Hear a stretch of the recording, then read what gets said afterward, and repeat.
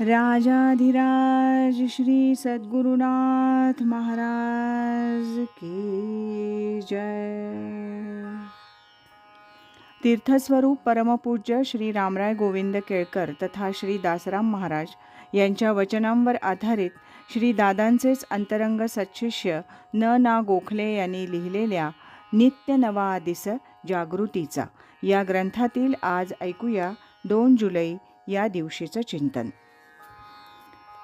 उपासनेसाठी शरीर आहे. कधीकधी विचार करायला लागलं तर असा प्रश्न पडतो की देवानं माणसाला शरीर कशासाठी दिलं असेल. सर्वच ओतप्रोत भरलेल्या चैतन्याला शरीराच्या खोलीत बंद करून ठेवायचं कारण काय असावं. त्यातून काय उद्दिष्ट साध्य करावयाचं आहे. परमेश्वराचाच अंश असलेला हा जीव शरीराच्या उपाधीत अडकला की मर्यादित होतो, बंधनात पडतो, बल होऊन जातो. मग या शरीराचा काय उपयोग अभिप्रेत असावा.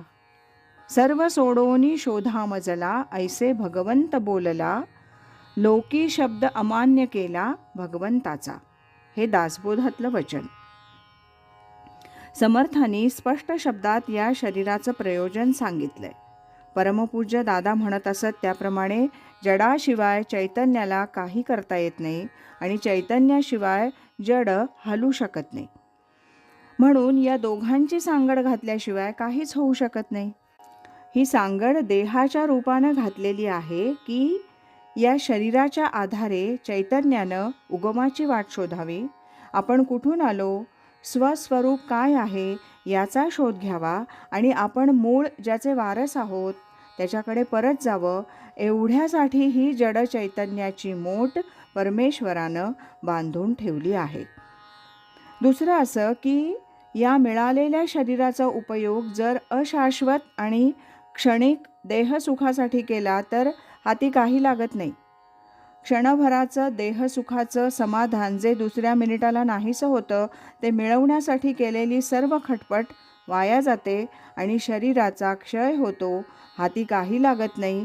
शेवटी हे क्षीण झालेलं शरीर पडून जातं. ज्यासाठी ते दिलं होतं ते चैतन्याच्या परमेश्वरी अंशाचं मूळ स्थानी परमेश्वराशी विलिनीकरण तसंच बाजूला पडतं. पुन्हा पहिल्यापासून सुरुवात करावी लागते. ही सर्व साखळी तुटली पाहिजे असं वाटत असेल तर मिळालेलं शरीर हे उपासनेसाठी आहे. ही बुद्धी अगोदर आपल्या ठिकाणी जागृत व्हायला हवी. त्यासाठी गुरुकृपेची आवश्यकता आहे. ती मिळावी, प्राप्त व्हावी म्हणून या शरीराचा उपयोग साधनेसाठी करायला सुरुवात केली पाहिजे.